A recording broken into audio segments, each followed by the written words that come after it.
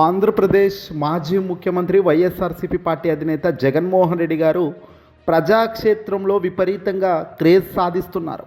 రోజు రోజుకు ప్రజల నుంచి వచ్చే మద్దతు చూస్తుంటే, ప్రజల నుంచి వచ్చే కీర్తిలు ప్రతిష్టతలు చూస్తుంటే మింగుడు పడ్డం లేదా? కూటమికి ఇబ్బంది అవుతుందా? ఎస్, అవును. సామాన్యులకు సంబంధించి ప్రజాక్షేత్రంలో ప్రజల కోసం పోరాడుతూ వస్తున్న జగన్మోహన్ రెడ్డి గారికి విపరీతమైన క్రేజ్, ఫాలోయింగ్ రెండూ కూడా అమాంతం పెరిగిపోతూనే ఉన్నాయి. దీంతో మింగుడు పడని తెలుగుదేశం పార్టీకి సంబంధించిన వ్యక్తులు, మింగుడు పడని ప్రత్యర్థులు జగన్మోహన్ రెడ్డి గారికి ఇబ్బంది కలిగించే నిర్ణయాలు తీసుకుంటూ ముందుకు పోతున్నారు అని సమాచారం అందుతుంది.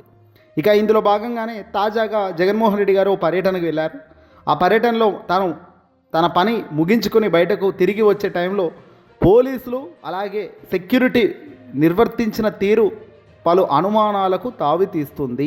రాజకీయ నాయకుడికి, మంచి నాయకుడికి ప్రజాదరణ అన్నది సర్వసాధారణంగా వచ్చే కార్యక్రమం జరుగుతుంది మనం విలువలతో ఉన్నప్పుడు.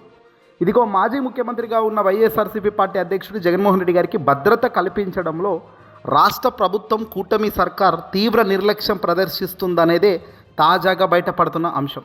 Z+ కేటగిరీ భద్రత కలిగిన జగన్ ఇటీవల పర్యటనలో చోటు చేసుకున్న భద్రతా లోపాలపై తక్షణమే విచారణ చేపట్టాలని కోరుతూ ఏకంగా కేంద్ర హోం మంత్రిత్వ శాఖ అమిత్ షా గారికి సోమవారం ఆయన లేఖ రాశారు. ఆ లేఖను ఇక్కడి మీడియా విడుదల చేశారు.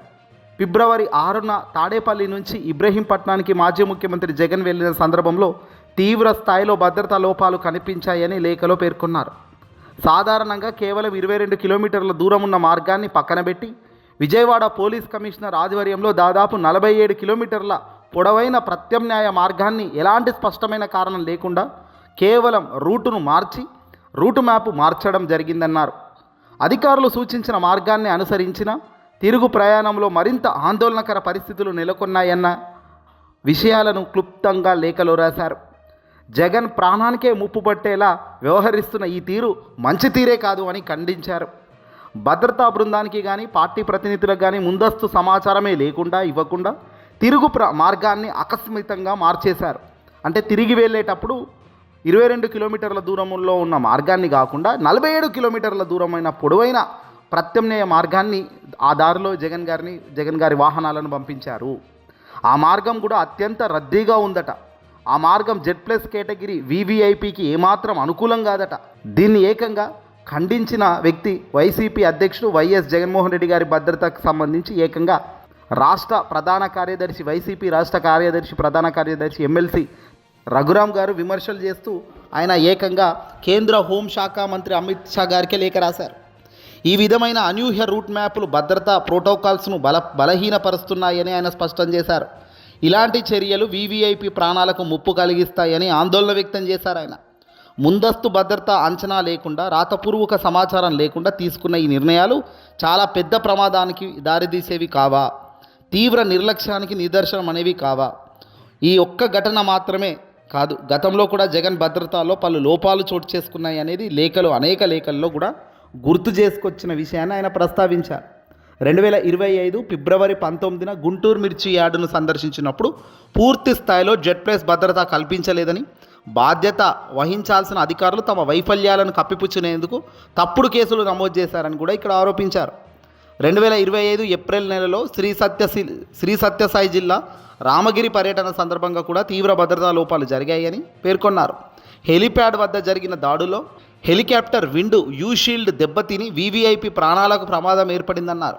అయినప్పటికీ అధికారుల వైఫల్యాలను అంగీకరించకుండా పార్టీ నేతలపై కేసులు పెట్టారని, కేవలం రాజకీయ కక్షలతో మాత్రమే ఇలాంటివి జరుగుతున్నట్టుగా అమిత్ షా గారి దృష్టికి తీసుకెళ్లారు. తరచూ జరుగుతున్న ఇలాంటి దారుణమైన ఘటనల ద్వారా Z+ భద్రతా నిబంధనలు పదే పోలీసులు నీరుగారుస్తున్నారని తలశీల గారు మండిపడ్డారు.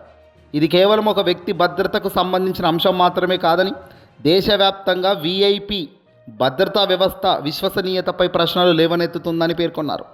ఈ నేపథ్యంలో రూటు మార్పులపై తక్షణం విచారణ చేపట్టాలని, బాధ్యులపై చర్యలు ఖచ్చితంగా తీసుకోవాలని డిమాండ్ చేశారు ఆయన. ఇక నుంచైనా సరే రాజకీయాలకు అతీతంగా Z+ భద్రత SOPలను కఠినంగా అమలు చేయాలని కేంద్ర హోంశాఖను కోరారు. భవిష్యత్తులో ఇలాంటి ఘటనలు పునరావృతం కాకుండా వైఎస్ జగన్ భద్రతపై స్వతంత్ర విపక్ష సమీక్ష జరిపించాలని డిమాండ్ చేశారు. కేంద్రం వెంటనే జోక్యం చేసుకోవాలని కూడా ఆయన అమిత్ షా గారికి లేఖలో క్లియర్గా రాసుకొచ్చారు. వాస్తవానికి ఏంటంటే ఒక వీఐపీకి ఒక ప్రోటోకాల్ అనేది ఉంటుంది. జగన్మోహన్ రెడ్డి గారు అత్యంత ప్రజాదరణ కలిగిన రాజకీయ నాయకుడు. మరి ఈ అత్యంత ప్రజా రాజకీయంలో ఉండి ప్రజాదరణ కలిగిన ఈ రాజకీయ నాయకుడిని 22 కిలోమీటర్లు కాదు, ఎంత తక్కువ దూరంలో ఆయన మార్గానికి డెస్టినేషన్ ఉంటుందో అంత తక్కువ మార్గంలోనే ఎంచుకోవాలి. అది కాకుండా విజయవాడ పోలీస్ కమిషనర్ ఆధ్వర్యంలో ఏకంగా 47 కిలోమీటర్లు అంటే 22 కిలోమీటర్ల దూరంలో ఉన్న తన మార్గాన్ని 47 కిలోమీటర్ల పొడవైన ప్రత్యామ్నాయ మార్గాన్ని ఎంచుకోవడం ఏంటి? రూట్ మ్యాప్ అది కూడా ఒక లేఖ లేదు, ఏం లేదంట. ఇష్టం వచ్చినట్టుగా రూట్ మ్యాప్ మార్చేసి పంపించారట. పైగా ఆ మార్గం అంతా అంటే జగన్ పోయే మార్గం అంతా కూడా అత్యంత రద్దీగా ఉందట. ఈ మార్గం Z+ కేటగిరీ VVIPకి ఏమాత్రం అనుకూలం కాదట. మరి అనుకూలంగాని ప్రదేశంలో పంపించడం దేనికి? అక్కడ ఏదైనా దారుణమైన శక్తులు అక్కడ కాపు కాసి ఏదైనా కార్యక్రమం చేస్తే దాని తర్వాత ఎవరిని అడుగుతారు? కనీస నిబంధనలను కూడా పాటించలేని వ్యవస్థలో లోపాలను, ఒక మనిషి ప్రాణానికి ఏమైనా జరిగినాక 100 మాట్లాడుకున్నా వేస్టే కదా. కూర్చొని ఇలా జరిగి ఉండకపోతే బావచ్చు, అలా జరిగి ఉండకపోతే బావచ్చు అనే కార్యక్రమాలు కరెక్ట్ కావు. ఏదేమైనా ఇప్పటికైనా అమిత్ షా గారు రంగంలోకి దిగాల్సిందే, వీటిపై చర్యలు తీసుకోవాల్సిందే. లేదంటే రాబోయే రోజుల్లో ఇలాంటివి కనుక రిపీట్ అవుతే మాత్రం ఇది పెద్ద ఎత్తున సీరియస్గా పోయే అవకాశం ఉంటుంది.